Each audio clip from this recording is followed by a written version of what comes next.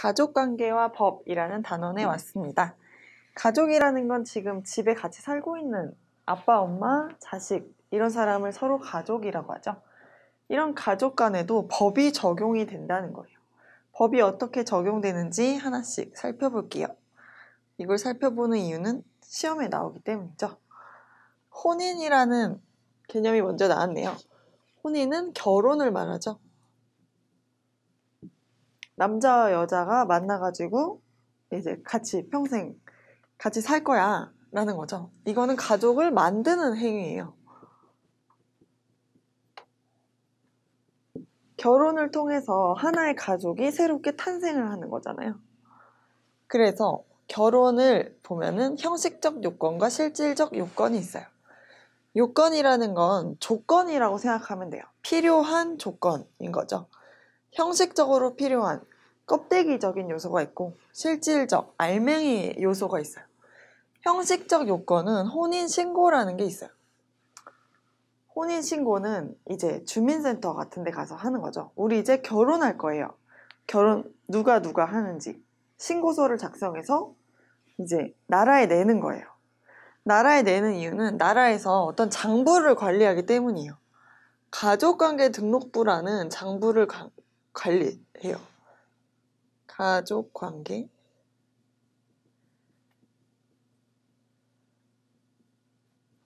이런 전산망을 통해서 누가 누구의 남편이고 아내고 누가 누구의 자식이고 할아버지고 이모고 이런 게 국가에서 관리를 한다는 거예요.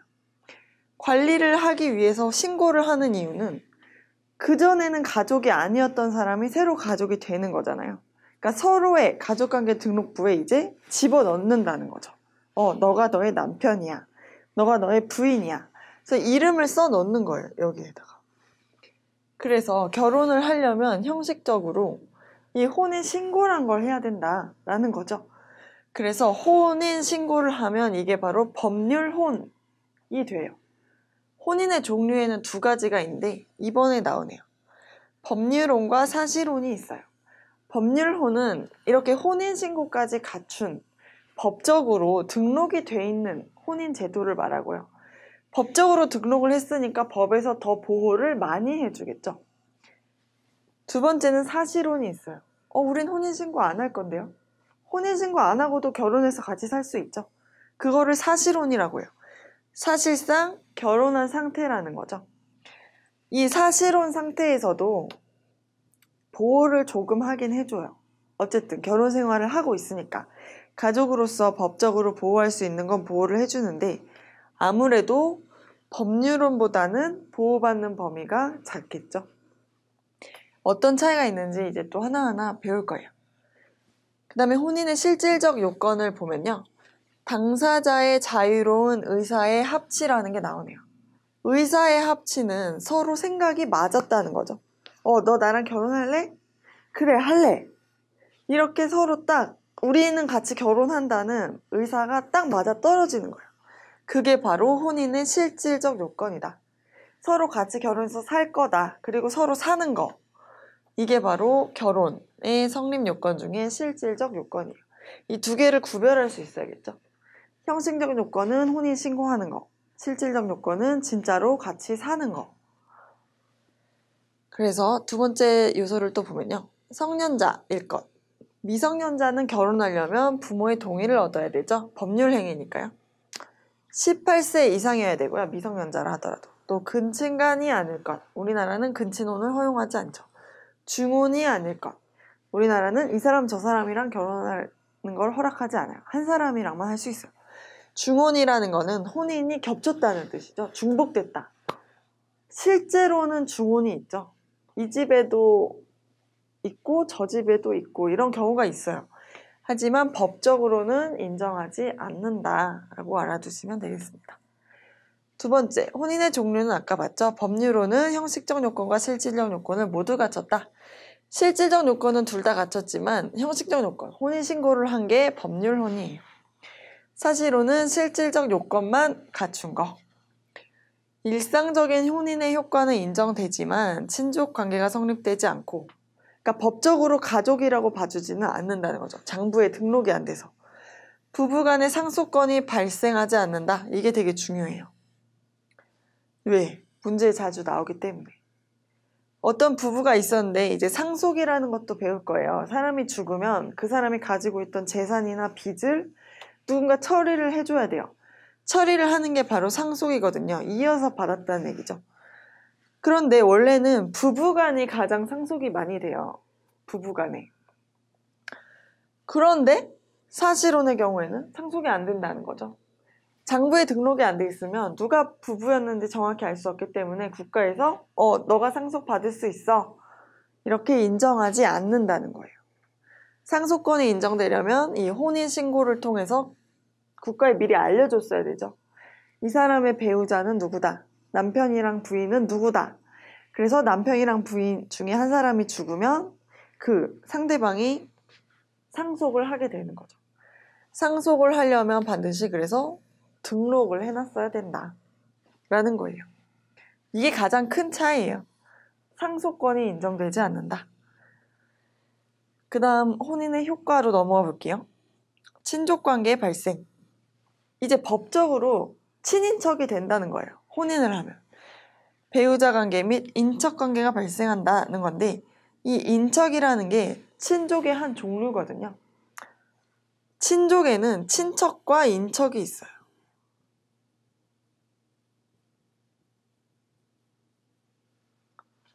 친척은 나와 피로 뭔가 연결된 사람이죠. 이를테면 엄마를 기준으로 하면 나와 엄마를 기준으로 하면 이모는 내 친척이에요. 나와 어떤 피로 연결돼 있죠. 할머니, 외할머니라는 사람을 통해서 이렇게 뿌리가 같잖아요. 그런데 인척은 결혼을 통해 맺어진 사이예요. 이를테면 나와 내 남편이라고 한다면 우리는 서로 피가 나눠지진 않았어요. 뿌리는 다른데 어쨌든 법적으로 맺어져서 가족이 됐잖아요. 그래서 법이 맺어준 이 가족을 바로 인척이라고 해요. 결혼을 통한 친척관계. 그래서 결혼을 하면 그래서 인척이 되기 때문에 결국 친족이 된다. 친족이 친척과 인척을 합친 말이다. 이렇게 아시면 돼요. 두 번째, 미성년자의 경우 성년으로 봐주는 성년의제 효과가 발생한다. 원래 미성년자는 그 전 시간에 배웠지만 혼자서 법률 행위를 못했죠. 그러니까 자기 용돈으로 과자는 사 먹을 수 있어도 100만 원짜리 노트북을 산다. 이러면 엄마의 허락을 받아야 됐어요. 동의가 있어야 되는데 만약에 결혼을 했을 경우라면 엄마의 동의를 얻어서 결혼을 했다면 이제 그런 엄마의 어떤 비싼 물건 살 때 엄마 허락받는 그런 제약을 없애주는 거예요. 결혼했으니까 이제 TV도 사고 냉장고도 사고 비싼 침대도 사고 집도 사고 해야 되는데 언제까지 엄마 나 지금 침대 사는데 좀 와줘. 사장님이랑 통화 좀 해줘. 이렇게 할 수 없잖아요. 그래서 결혼했을 경우에는 성년으로 봐준다. 미성년에서 성인으로 봐준다는 거예요. 이건 민법상의 효과만 이런 거고 만약에 미성년자가 범죄를 저지르면은 이제 감옥에 가는 대신에 소년보호처분이라는 약간 단축된 형태의 처벌을 받을 수가 있어요. 근데 그런 효과는 여전히 유지가 돼요.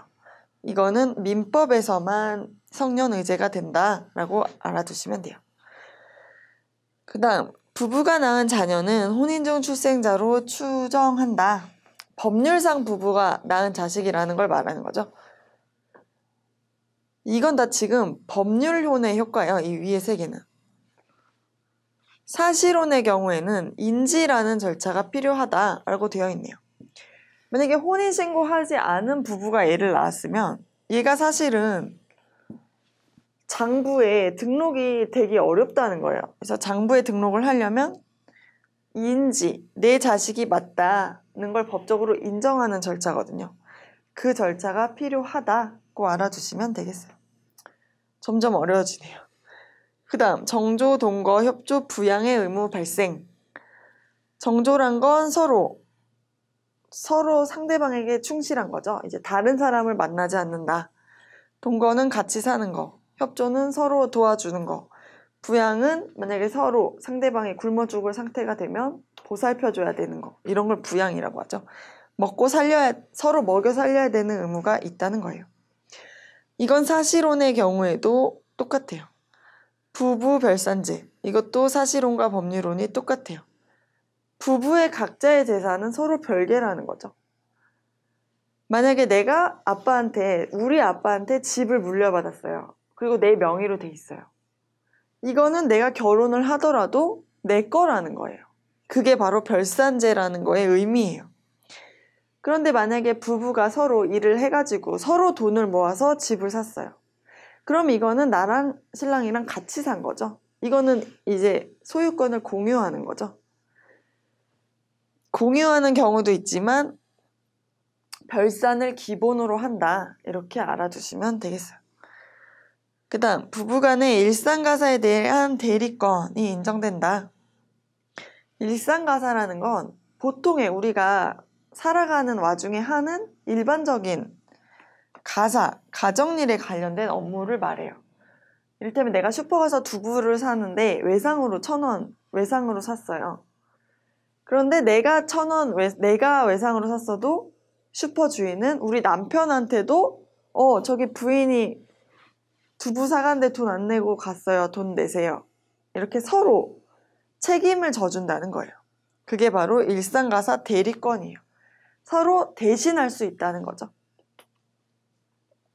그래서 이것도 사실혼과 법률혼에 둘 다 해당되는 거예요. 위 세 개는 법률혼에만 해당되는 얘기다. 꼭 알아두시면 되겠습니다. 이혼이라는 건 혼인관계를 해소하는 걸 말하죠. 떨어뜨려 놓는 거예요. 이혼의 종류가 있는데 협의 이혼이 있고 재판상 이혼이 있어요. 협의 이혼은 둘이 결혼 의사가 일치했던 것처럼 이혼 의사도 일치할 수 있죠. 우리 이제 그만 같이 살자. 그러자. 이게 서로 뜻이 통하면 재판을 할 필요가 없어요. 협의해서 이혼한다. 절차는 법원에 신청하면 돼요. 그래서 숙려기간이라는 걸 받아요. 좀 더 생각해 보세요. 미성년 자녀가 없는 경우에는 1개월, 미성년 자녀가 있는 경우에는 3개월. 이 기간이 지나가면 이혼 의사가 확인되고 이혼 신고를 하면 효력이 발생해요.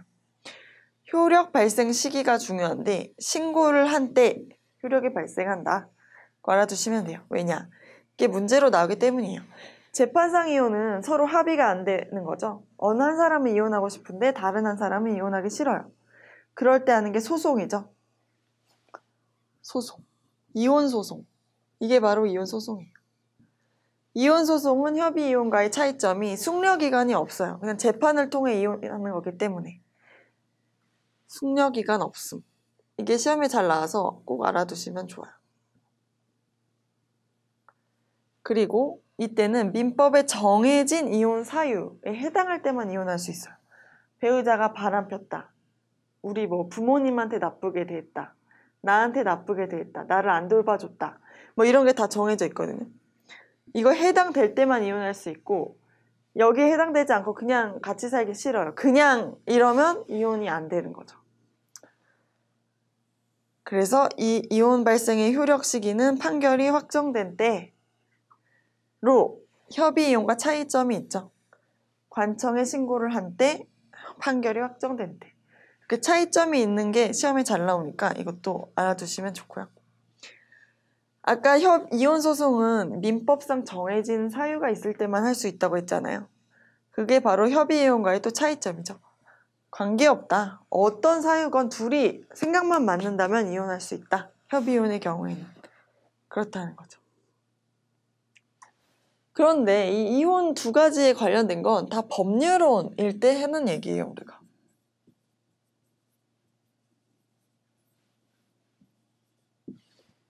법률혼이란 건 아까 혼인 신고를 해서 내가 가족관계 등록부에 이름을 넣은 거죠. 누군가의 부인으로, 누군가의 남편으로. 그러니까 그 장부에서 지우려면 이런 복잡한 절차를 두 개 중에 한 개는 거쳐야 된다는 거고, 만약에 내가 법률혼이 아니라면, 혼인신고를 한 적이 없다면, 사실혼이라면 이런 두 가지 절차 아무것도 거치지 않아도 돼요. 나 내일부터 너랑 안 살게 이러고 떠나도 어차피 나는 장부에 이름이 등록된 사람이 아니죠. 그냥 결혼관계가 없어질 수 있는 거예요. 그래서 이 이혼 절차란 건 법률혼에만 해당된다라고 보시면 돼요. 하지만 그렇게 막 자기 맘대로 사실혼이라도 갑자기 안 살겠다고 하면 손해배상에 문제가 생길 수도 있기는 있어요. 근데 그건 너무 복잡한 얘기니까 생각하지 않으셔도 되고요. 다음 이혼의 법적 효과로 갈게요. 공유재산에 대한 분할 청구권이 발생한다. 생겨난다는 거죠. 만약에 내가 남편이랑 같이 뭔가를 샀어요. 서로 일해가지고 번 돈으로 뭐 10만 원씩 내서 밥솥을 하나 샀다. 그럼 이 밥솥은 누구 거냐? 둘이 나눠 가져야 된다는 거죠. 그게 바로 공유재산이라는 거예요. 같이 만들어낸 재산은 이제 나눠달라는 분할 청구권이 발생한다. 이거는 이혼에 책임 있는 배우자도 청구가 가능해요.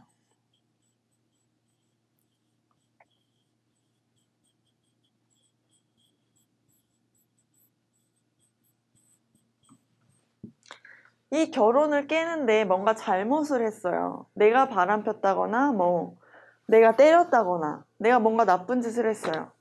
그래서 내가 이혼 당한다 하더라도 그 사람도 재산에 대해서는 나눠달라고 할 수 있어요. 재산은 이혼하는 것과는 별개이기 때문이에요. 재산에 대한 권리는 되게 강하게 보호해주고 있죠. 두 번째, 자녀에 대한 면접 교섭권이 있다. 면접 교섭이라는 건 만날 수 있는 권리라는 거죠. 이혼을 해서 이제 자식을 누구 한 명이 키우기로 했어요. 엄마가 키우기로 했어도 아빠는 자기가 아기 볼 권리를 완전히 뺏기지는 않는다는 뜻이에요. 면접 교섭권이 있다.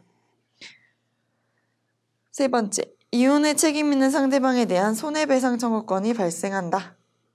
너 때문에 우리가 가정이 깨졌으니까 나한테 위자료 달라 할 권리가 있다는 뜻이에요.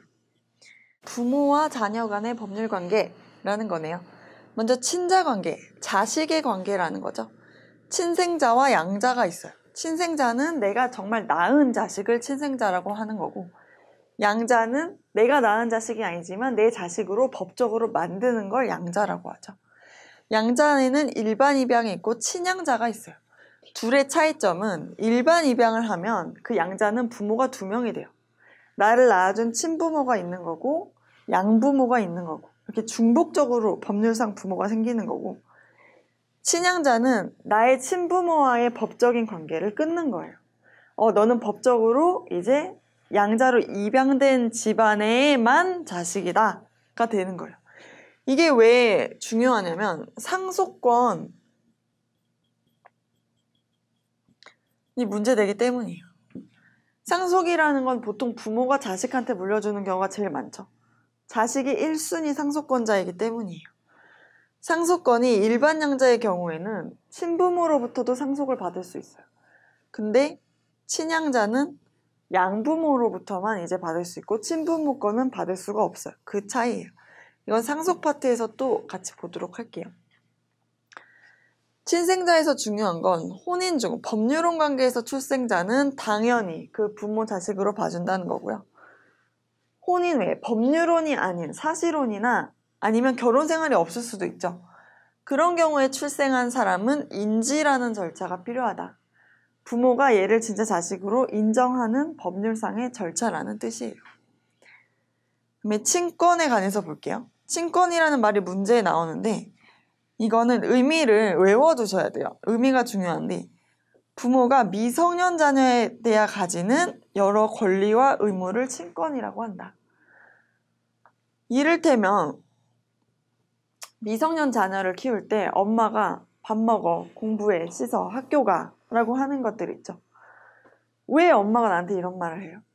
바로 친권이 있기 때문이에요. 부모에게, 누구에게? 미성년 자녀에 대해서. 그러니까 성인 자녀에 대해서는 이제 법적으로는 친권이 없는 거죠.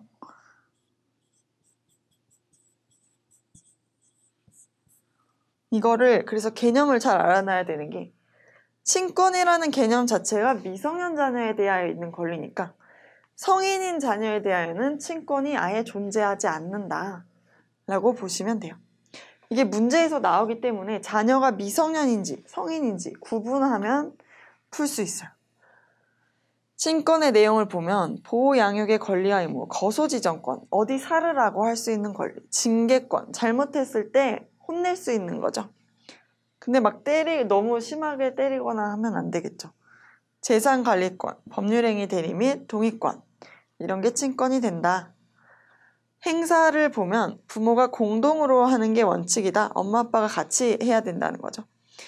이혼 시에는 협의로 친권자를 정한다. 이혼할 때는 이제 누구 한 사람이랑만 살아야 되니까 누가 친권을 가질지를 정한다는 거예요. 협의가 안 되면 법원에서 정하겠죠. 판사가. 친권은 친권자 또는 자녀의 사망, 자녀의 성년 도달로 소멸한다는 걸 알아두시면 되겠죠. 부모님이 사망하거나 아니면 미성년인 자녀가 사망하거나 혹은 자녀가 성인이 되면 이제 더 이상 친권은 존재하지 않죠.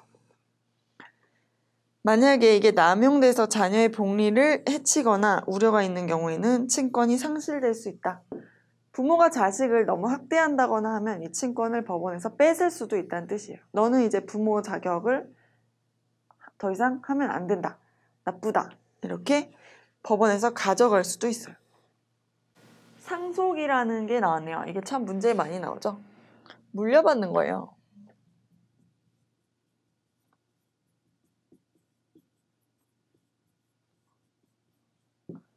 누가 죽었을 때 그 사람이 가지고 있던 물건 이런 걸 물려받는 걸 상속이라고 하죠. 그래서 상속의 개념에는 이제 유언이라는 게 나오는데 요식행위로 방식에 의하여만 효력이 발생한다 이런 내용이 있네요. 유언은 내가 말을 통해서 누가 나의 상속인이 될지를 결정하는 거죠. 내 모든 재산은 내 자식 3명 중 막내딸에게만 준다. 이런 유언을 하는 것도 자유죠. 유언은 자유예요. 누구한테 내 재산을 주든 상관이 없어요.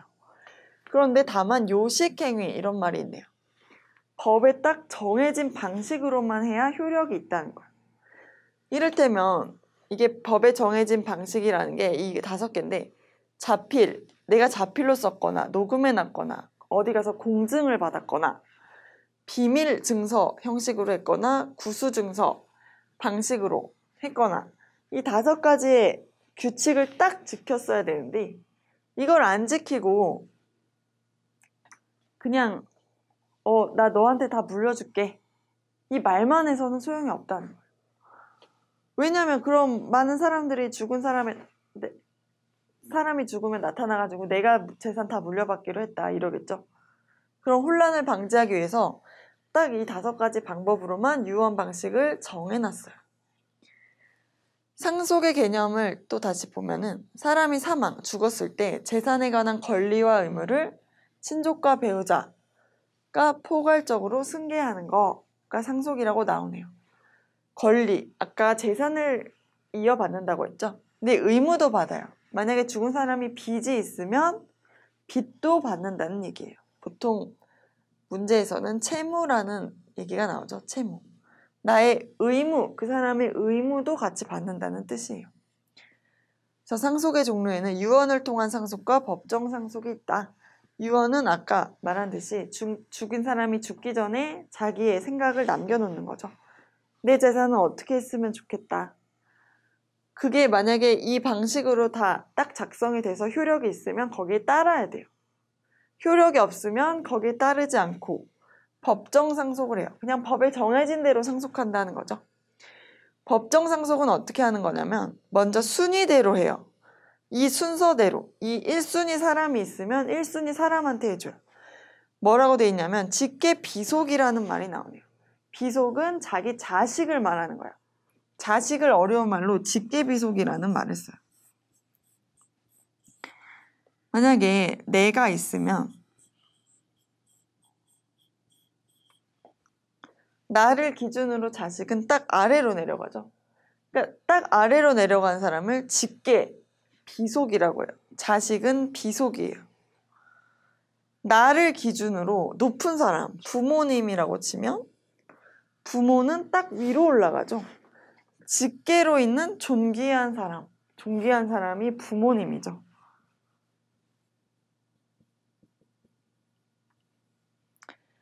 내가 만약에 자식이 없었어요. 내가 자식이 낳지 않은 채로 죽었어요. 그러면 내 재산은 누가 갖는다는 소리예요? 부모님이 갖는다는 소리예요. 왜? 1순위가 비속이죠. 1순위 원래 자식이 받았어야 되는데 자식이 없었어요. 그럼 누가 받아요? 부모님. 2순위가 받는다는 뜻이에요. 3순위는 형제자매. 부모님도 다 돌아가셨어요. 그리고 내가 동생이 있었어요. 그러면 이 경우에 누가 받아요? 동생이 받는다는 소리죠. 원래 자식이 받아야 되는데 자식 없고 부모님이 그럼 받아야 되는데 부모님도 다 돌아가셨으면 내 동생이 받는다. 동생도 만약에 없었다면 그때 사순이라는 게 나와요. 피상속인의 사촌인의 반계혈족. 내 사촌이 받아간다는 뜻이죠. 그다음에 배우자. 이게 중요한데요. 만약에 나한테 배우자가 있었다면 직계비속이나 직계존속이 있는 경우에는 그 상속인과 동순위로 공동상속인이 되고 그 상속인이 없을 때는 단독 상속인이 된다. 이거 외워야 되죠. 좀 긴데 이렇게 생각해 보면 돼요. 만약에 내가 배우자가 있었어요. 남편이나 부인이 있었어요. 그리고 자식도 있었어요. 자식이 만약에 내가 있었다면 이 상황에서 내가 죽었다. 그러면 내 자식과 배우자가 같이 받는다는 뜻이에요. 자식이나 그리고 부모가 있었어요. 자식, 부모, 배우자가 있었다. 그럼 어떻게 되죠? 일단 자식이 받죠. 그리고 자식이 받을 땐 부모가 못 받아요. 부모는 이순이라서. 그런데 자식이 있을 때 내가 배우자도 있는 사람이면 배우자와 자식은 공동상속한다는 거예요. 그러니까 자식이 있을 때는 배우자는 이쪽이랑 공동상속을 하고 내가 만약에 자식이 없었어요. 자식이 없는 상태에서 부모님만 있었어요. 부모와 배우자. 그러면 부모가 상속을 하죠. 그리고 배우자는 부모와 공동상속을 하니까 결국 이렇게 상속인이 3명이 된다는 뜻이에요. 부모와 배우자. 좀 어렵죠? 하지만 문제를 풀다 보면 이해할 수 있어요. 그 다음에 내가 부모도 없고 자식도 없고 동생만 있는 사람이었어요. 동생이랑 배우자만 있었어요. 그럼 이때는 상속을 어떻게 하죠? 그럼 내 모든 재산은 배우자만 가져요. 동생이랑은 공동상속하지 않아요. 왜? 이걸 다시 읽어보면 직계비속, 자식이나 직계존속, 부모가 있는 경우에는 그 상속인과 동순위로 공동상속한다. 그리고 그게 없는 경우에는 단독 상속한다. 자식이나 부모가 있는 경우에는 배우자는 자식이나 부모와 공동상속하고 자식이나 부모가 없는 경우에는 배우자는 혼자 다 물려받는다는 거죠. 그렇죠? 이걸 잘 알고 계시면 돼요. 왜? 문제에 정말 많이 나오기 때문이에요. 그래서 이거 외워야 돼요. 한 10번 읽어보면 외울 수 있어요. 잘 외우시고 밑에로 가볼게요. 균등 분할 상속의 원칙이라는 게 있네요. 성별, 혼인 여부, 자연혈족과 법정혈족을 차별하지 않고 동복과 이복의 차별 없이 동순위자의 상속분은 동일하다. 무슨 얘기냐면 예전에는 남자 여자를 차별했었죠. 남자한테 다 주고 뭐 여자는 조금만 주고 안 주고 막 이랬어요. 근데 이제는 그런 게 없다는 뜻이에요. 내가 자식이 있으면 아들 둘에 딸 하나예요. 그리고 나한테 3억이 있었어요. 아들 둘에 딸 하나가 있었는데 나한테 3억이 있으면 어떻게 나눠줘야 된다는 거예요? 내가 유언을 따로 한 게 없다면 1억씩 똑같이 나눠줘야 된다는 뜻이에요. 딸이 결혼했어요. 똑같이 나눠줘요. 아들이 결혼했어요. 똑같이 결혼을 하거나 안 하거나 똑같이 나눠줘요. 자연혈족과 법정혈족. 자연혈족은 내가 낳은 자식이고 법정혈족은 내가 만든 자식이죠. 양자로 들인 사람이죠. 이 2명, 아들 둘은 내가 낳은 애고 딸은 입양했어요. 그래도 1억, 1억, 1억 똑같다는 거예요. 양자를 절대 차별하지 않아요. 동복과 이복을 차별하지 않아요. 내가 지금 아들 둘은 지금 현 부인한테 낳았고 딸 하나는 내가 이혼했던 전 부인한테 낳았어요. 그래도 내 자식인 건 똑같죠. 내 자식이라면 똑같이 1억씩 간다는 얘기예요. 물론 유언이 없었다는 걸 전제로 하는 거죠. 법정상속에 관해서 우린 지금 얘기를 하고 있는 거예요. 그래서 다시 읽어보면 법정상속자 중 동순위자 같은 1순위인 거죠. 자식은 다. 동순위자끼리 상속분은 동일하다. 똑같이 나눠 가진다 라는 거예요. 그 다음에 여기 중요한 또 개념이 나오네요. 유류분이라는 개념이 있거든요. 이걸 또 잘 알아놔야 되는 게 이게 시험에 잘 나와요. 유류분이 뭐냐면 상속인의 생계를 고려해서 일정 부분을 법정 상속인의 몫으로 인정한 부분, 비속과 배우자는 2분의 1, 존속과 형제자매는 3분의 1까지 주장할 수 있다. 이런 제도가 있네요. 이게 뭐냐면 먹고 살 권리라는 거죠. 내가 죽으면서 10억을 남겼어요. 그리고 나한테는 배우자는 없고 자식만 2명 있었어요. 그러면 원래 자식들은 내가 유언을 안 했으면 5억씩 가져갈 수 있었죠.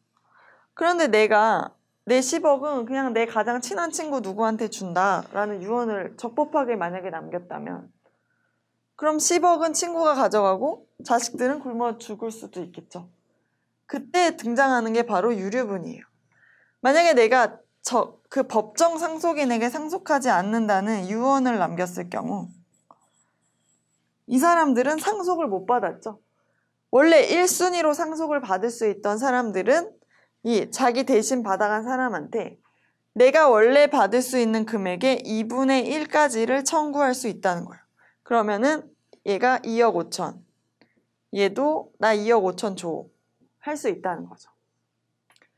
그런데 이 경우에 내가 만약에 부모님이 있었어요. 부모님은 얘한테 유류분 청구를 할 수 있을까요? 못해요. 왜? 어차피 못 받은 사람이죠, 부모님은. 지금 자식이 있기 때문에. 부모님이 2순위라고 했잖아요. 내가 만약에 자식이 없는 사람이고 부모님이 다 가져갈 수 있었어요, 10억을. 그러면 유류분을 청구할 수 있다는 거죠. 부모님은 3분의 1까지 청구할 수 있으니까 10억 중에 3분의 1을 이 사람한테 달라고 할 수 있어요. 근데 자식의 경우에는 2분의 1, 부모의 경우에는 3분의 1. 만약에 내가 배우자가 있었던 경우에는 2분의 1. 물론 이건 자기가 1순위 상속인이 돼서 상속을 받을 수 있었던 경우에 인정되는 권리다 라고 알아두시면 되겠습니다. 이게 문제를 많이 풀다 보면 이제 잘 이해할 수 있을 거예요.